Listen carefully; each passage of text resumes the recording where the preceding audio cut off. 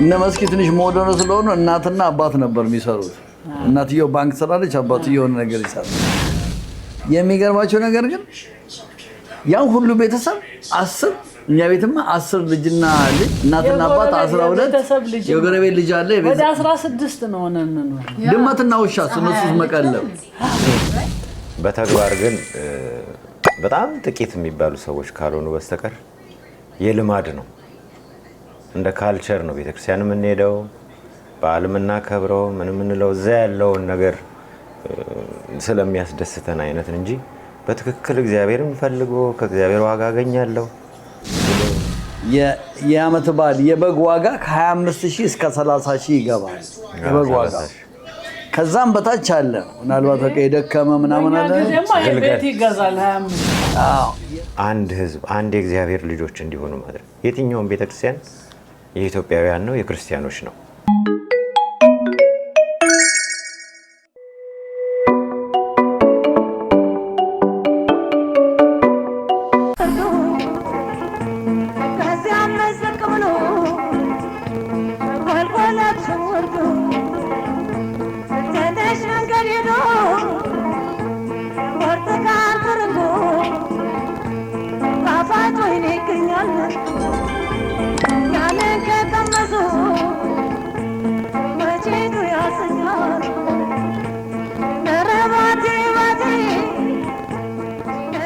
በስመ አብ ወወልድ ወመንፈስ ቅዱስ አሐዱ አምላክ። አምላካችን መድኃኒታችን ጌታችን ኢየሱስ ክርስቶስ መዋዕለ ጾሙን በሰላም አስፈጽሞ ለዚህ ዕለት ስላደረሰን ክብር ምስጋና ለእሱ ይሁን። አሜን። ዕለቱን የተባረከ የተቀደሰ ያደርግልን። ትንሣኤውን እንዳሳየን ብርሃነ ዕርገቱን ደግሞ በሰላም ደርሰን ለማየት ያብቃን። የተዘጋጀውን በሰውነታችን የሚስማማ ያደርግልን። መስኪ እናንተ ቤት እንዴት ነበረ ፋሲካ የሚከበረው? ልብስ ይገዛልሽ ነበር? ለአዲሱ ዓመት ነው ልብስ የሚገዛው? ትምህርት ቤት ስለምንሄድ ነው። በዓመት አንዴ ነው ኮታ። እናንተ እንኳን 4 ናቸው። ትንሽ አባትዬ ውጭ ሀገር ነው ወይስ እንደ እትዬ ሳራ ያላት ወንበር? እኛ 10 ነን ናቸው። እነ መስኪ 4 ናቸው። ትንቢትና 14 ሆነን ማለት 14 እኛ 4 6 ልጅ ነው ያለው። 6 20 በስማ ግን ከዛው ስራ ያለው አንድ አባት ነው። እነ መስኪ ትንሽ ሞደርን ስለሆኑ እናትና አባት ነበር የሚሰሩት። እናትየው ባንክ ሰራለች፣ አባትየው ነገር ይሰራል። የሚገርማቸው ነገር ግን ያው ሁሉ ቤተሰብ 10 እኛ ቤትማ 10 ልጅና ልጅ እናትና አባት 12 የጎረቤት ልጅ አለ። ወደ 16 ነው ነን ነው ድመትና ውሻ እነሱስ መቀለብ። የዛሬ ስንት ዓመት የተቀረጸ የተስፋዬ ካሳ ቀልድ አይቼ 350 ብር በግ የነበረበት እንትን በትክክልም በዛ ሰዓት 350 ነው። 347 ነበር ደሞዛቸው ሲመረቁ 347። አሁን የምንናገረው በደርግ ጊዜ ነው። ግን አሁን ለምሳሌ በአሁኑ ዓመት ትናንትና ከአዲስ አበባ የደረሰኝ እንትን አለ። የዓመት በዓል የበግ ዋጋ ከ25000 እስከ 30000 ይገባል። የበግ ዋጋ ከዛም በታች አለ። ምናልባት በቃ የደከመ ምናምን አለ ቤት ይገዛል 25። የበሬ ዋጋ ከ100,000 እስከ 110,000 እስከ 200,000 ብር ነው። 18,000 19,000 ነበር የሚሸጥ። የብሩ የመግዛት አቅም በጣም የዶሮ ዋጋ ደግሞ ከ1000 እስከ 1500። የዛሬ 15 ዓመት የሰው ደግሞ ስንት ነው መግዛት ይችላል? እሱ ነው ጥያቄ። ገቢ የለም ወጪ ግን ተንቢ ዛሬ እንደውም ካሳቀኝ ነገር አዲስ አበባ 13 በሬዎች ይሄ ማን ነው ኮሪደር ልማቱ ላይ ወክ አድርገው ተቀጡ። 65000 ብር ተቀጡ። እያንዳንዱ 5000 ብር። እነሱም ባለጌዎች ናቸው። አብይ እንደዚህ ደክሞ የሚገርመው ነገር ለኮሪደር ልማት አሁን ከብቶች መንገድ ላይ ሄዱ ተብሎ 5000 ብር ቅጣት አይነፋ ገቢ ነው ገቢ ያገር ገቢ ነው። ብዙ ጊዜ በሀገር ውስጥ የሆነ ነገር ስታለማ ሰው ተኮር ነው፣ ለሰው ነው አይደለ? አሁን የምታየው ግን ሰውን እንዴት በቃ ማማረር፣ ማበሳጨት፣ ማማረሩ ለምን አስፈለገ? እንዴት ማዳከም? ማዳከሙ ምንድነው? ፖለቲካ ነው? ምንድነው? የሆነ ሰይጣናዊ ስራ ነው። በተለይ ከዚህ በፊት ተደርጎ በወያኔ እንግዲህ መጨረሻ እኔ የማውቀው እዚህ ነው የምኖረው፣ ጨካኙ ወያኔ ነበር። የመጨረሻ ጨካኝ የምንላቸው ህዝብ በዘር የሚከፋፍሉ ምናምን መለስ ዜናዊ ነፍሱን አይማረው የምንለው የዛኔ ህዝቡ ሰለካፍ እዚህ ሲመጡ ስንቀበላቸው እናውቃለን። ቀስ ብሎ ዘር ነው የሚጠይቀን። ግን አሁን ብሶ ቁጭ ሰው መቼም አንድ ሰው አደልትየውን ስትመጣ ካለፈው አይገባ እያደክ እያለ ማሰብ ያለብህ ነገር አለ። ግን ትንቢት እዚህ ጋር እንደው አስተያየት እንድሰጠ እርግጠኛ ነኝ የኢትዮጵያ ህዝብ ሃይማኖተኛ ነው። አንዳንዴ ይገርመኛል እንደው ሃይማኖተኛ ነው። መቼም የሃይማኖቱን ለምሳሌ ካናዳ ወይ ደግሞ ዌስተርኖች የእግዚአብሔርን ቃል ወስደው ህግ አድርገውታል። አትስረቅ ትቀጣለህ፣ ዶንት ሀርት፣ በአጠቃላይ መጽሐፍ ቅዱስ ላይ ያለ ታሪኮች ናቸው የሚጠቀሙት። እኛ ግን 90 ሚሊዮን ህዝብ እግዚኦ ነጭ ለብሰን ለሊት እግዚኦ ስንል ያደር ነው።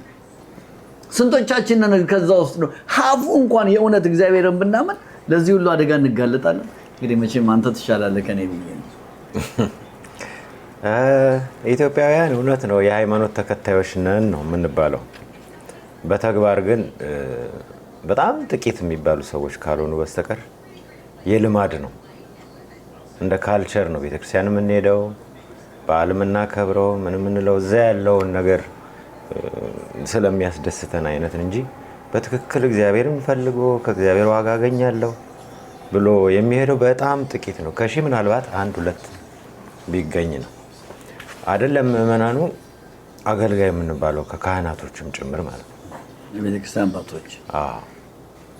ስለዚህ የእግዚአብሔር መንፈስ ርቆናል በእውነተኛው መንገድ። ታዲያ ይሄ ለመመለስ ምን መደረግ ነው ያለበት? ህግ መውጣት አለበት። መቼም ህግ መውጣት ያለበት ይመስለኛል። ሲሪየስ ይሆናል። ህግ እኮ አለ። ህጉ አይደለም የጠፋው። አንደኛ ህጉን የሚያከብር የለም፣ ህጉን የሚያስፈጽም የለም። ያ ነው ችግሩ እንጂ በተለይ በዚህ በመንፈሳዊ አገልግሎት በቤተ ክርስቲያን በጣም የተሟላ ህግና ስርዓት ነው ያለው።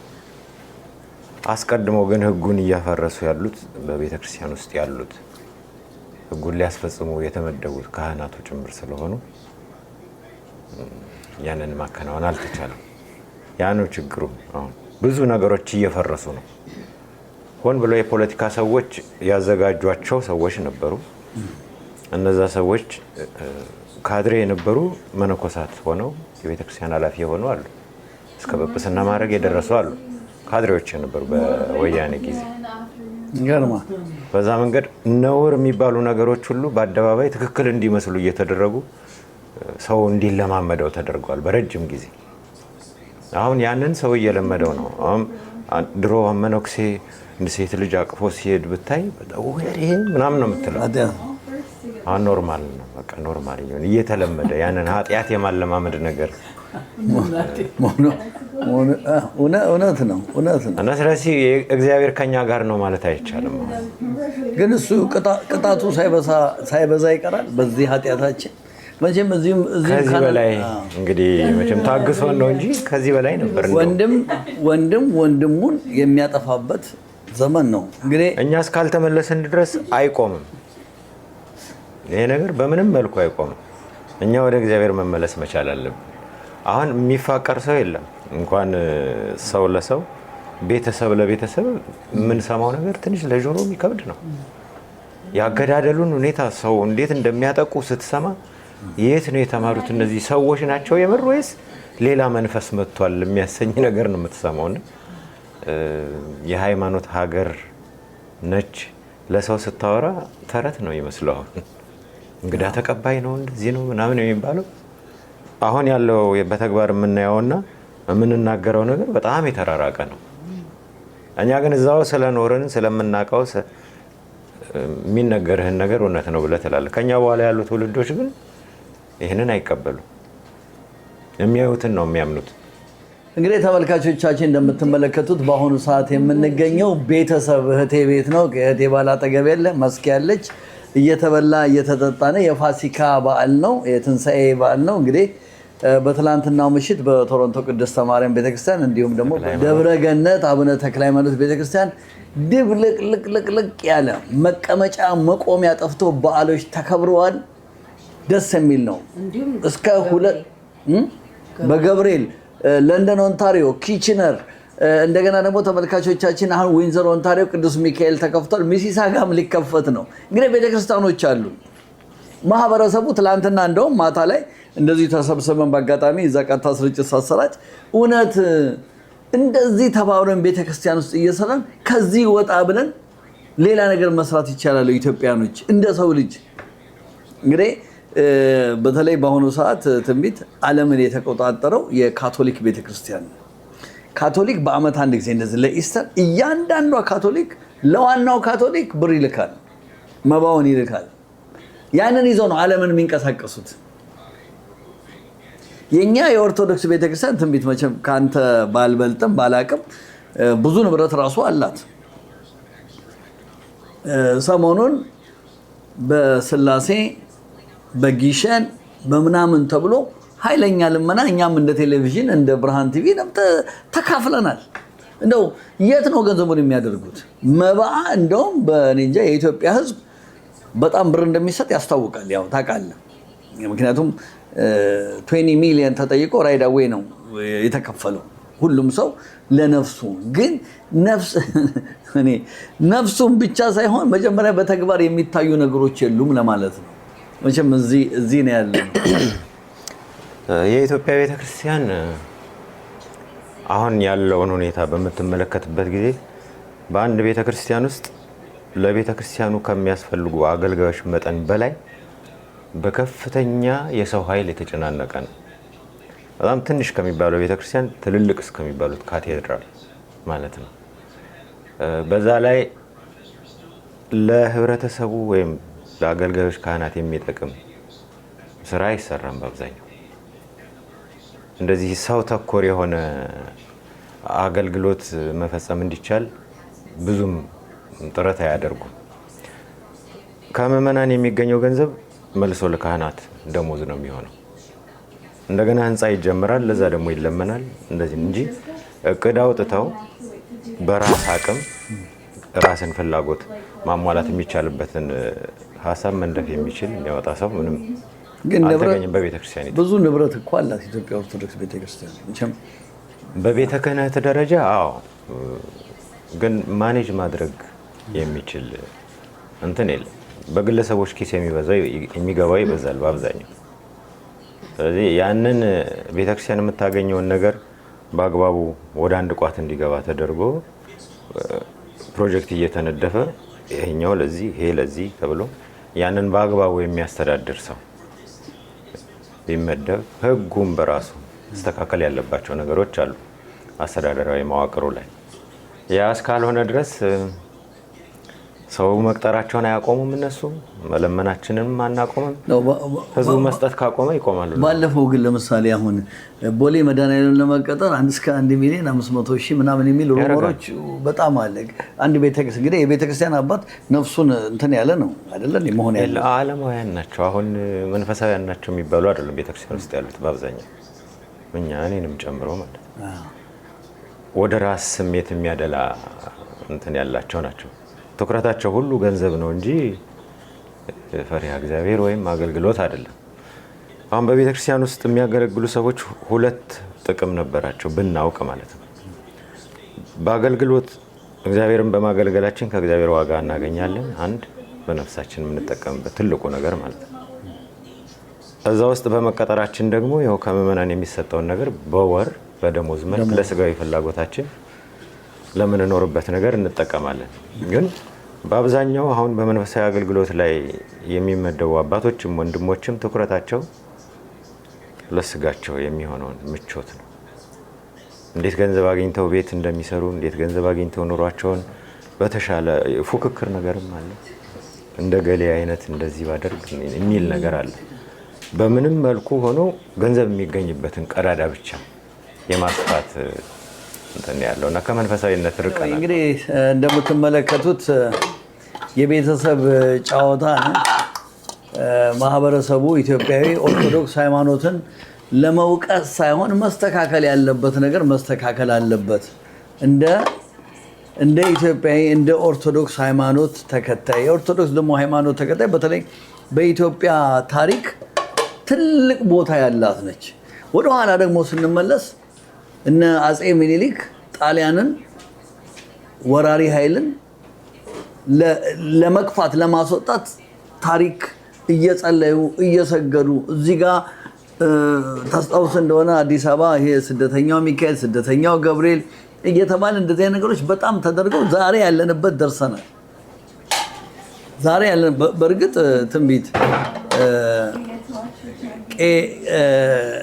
መንግስትም ኢንቮልቭ በእኛ ኦርቶዶክስ በጣም በማድረግ ላይ ይገኛል። እንደው አባቶች እምቢ ማለት የለባቸውም። መቼም አንዴ ሞተዋል። አንድ ሰው ቀሰሰ እዛ ውስጥ ከገባ ለእግዚአብሔር ነው መኖር ያለበት አይደለ እንዴ? ነበር ነው ጨዋታው። እጅግ በጣም ፖለቲከኞች በአብዛኛው ቤተክርስቲያኒቱ ውስጥ አሉ። ለመንግስት የሚያገለግሉ ለቤተክርስቲያን ሳይሆን ቤተክርስቲያን ተቀጥረው ከቤተክርስቲያን ደሞዝ እያገኙ ለመንግስት የሚሰሩ ፖለቲከኞች አሉ። ከመነኮሳቱም ከዲያቆናቱም በአስተዳደር ላይ ካሉትም ጭምር ማለት ነው በቤተ ክህነት ውስጥ።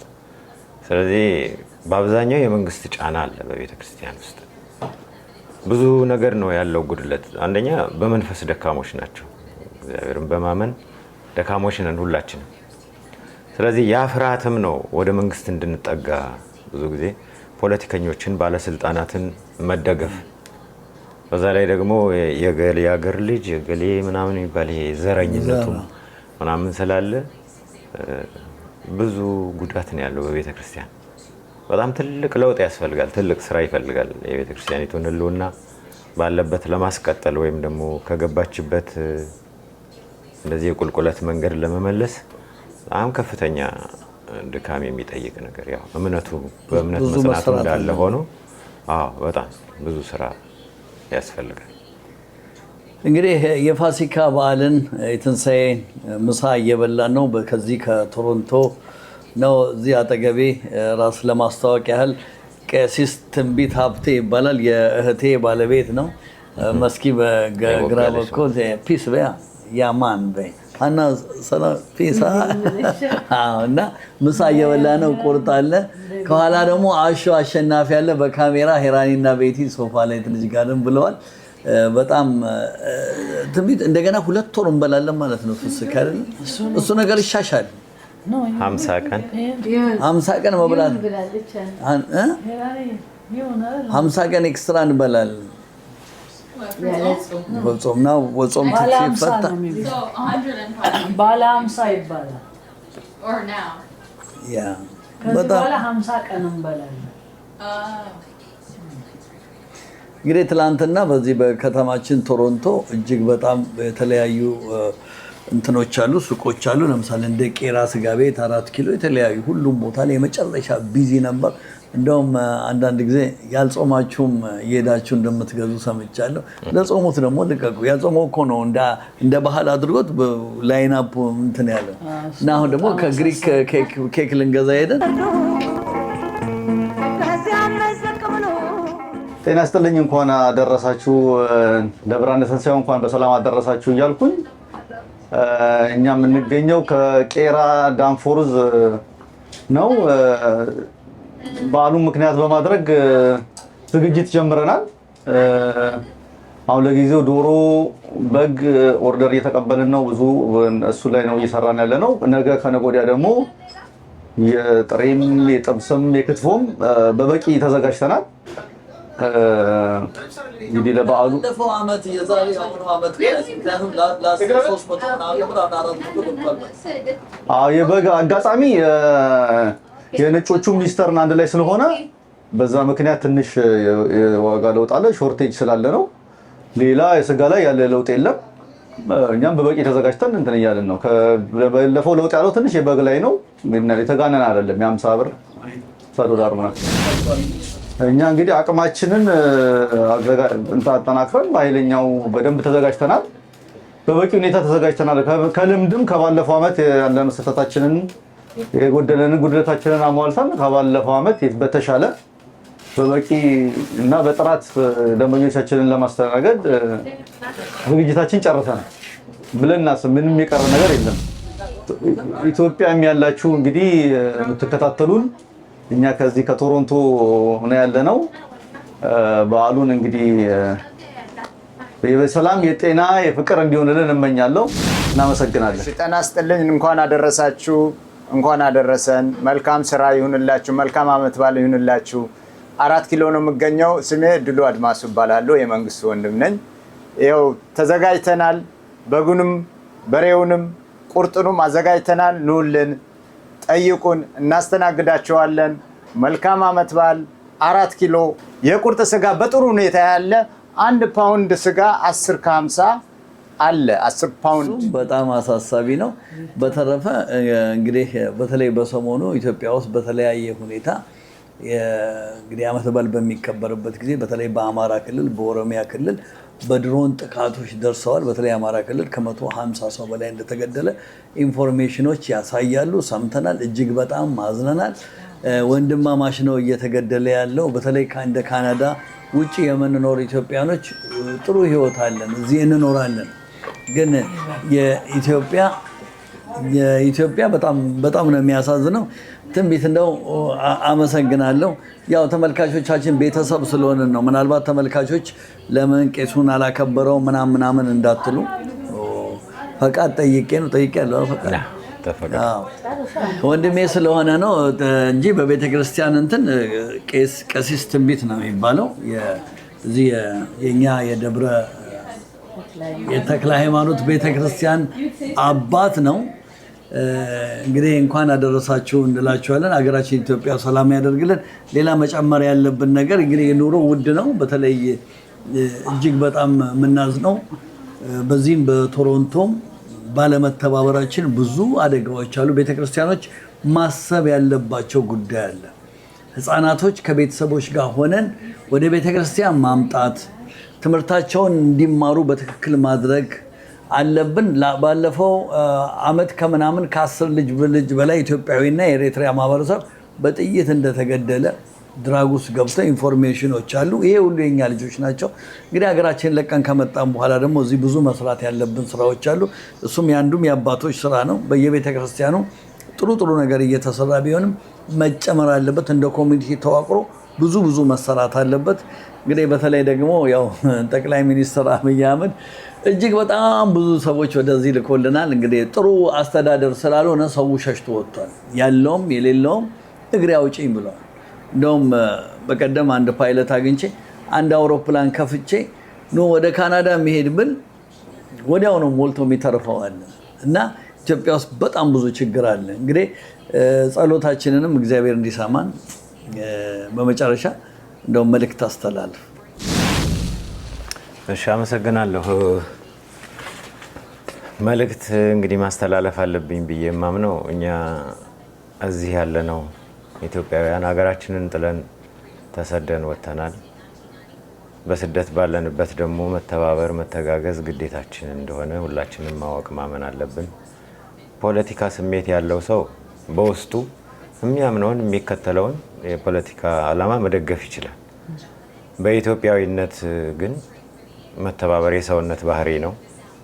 አብረን እስካልሆን ድረስ አብረን እስካልተጓዘን ድረስ በተናጠል የቱንም ያህል ርቀት መሄድ አንችልም።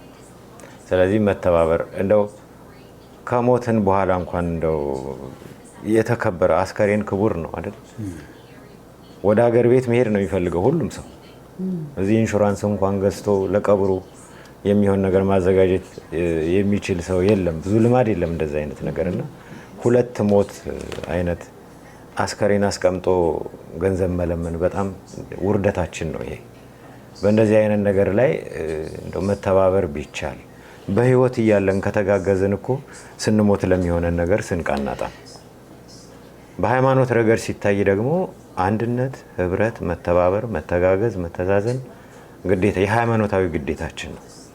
በቤተክርስቲያንም ያለን አባቶች ብንሆን አብያተ ክርስቲያናቱን አንድ ማድረግ ምእመናኑን አንድ ህዝብ አንድ የእግዚአብሔር ልጆች እንዲሆኑ ማድረግ የትኛውም ቤተክርስቲያን የኢትዮጵያውያን ነው የክርስቲያኖች ነው ያ ቤተክርስቲያን የነገሌ ነው የሚለውን ነገር መተው መቻል አለብን ሁሉ የተዋቀረ ቤተክርስቲያን ምእመናን እንዲድኑበት የክርስቶስ ስጋና ደም ተቀብለው ዘላለማዊ ህይወት እንዲወርሱ የተዘጋጀ ነው እየሄዱም የሚማጸኑበት ልጆቻቸውን ክርስትና የሚያስነሱበት ነው እዚህ ሀገር ተወልደው ልጆች ማሳደግ በጣም ከባድ ነው ብዙ ሰው እየተሳቀቀ ነው አሁን ልጆቻቸው ወደ ድራግ ውስጥ እየገቡ እዚህ ያለው የትምህርት ፖሊሲም ያለው መንግስታዊ የሆነ የልጆች አስተዳደግን የሚመለከተው ነገር ከኛ ከኢትዮጵያውያን ባህል ጋር እጅግ የተራራቀ በመሆኑ ልጆቻቸውን መቆጣጠር ያልቻሉ ልጆቻቸው እየጠፉባቸው ያሉ ወገኖቻችን አሉ ስለዚህ ይሄንንም በሚመለከት አብያተ ክርስቲያናት እጅግ ሰፋ ያለ ጥናት አድርገው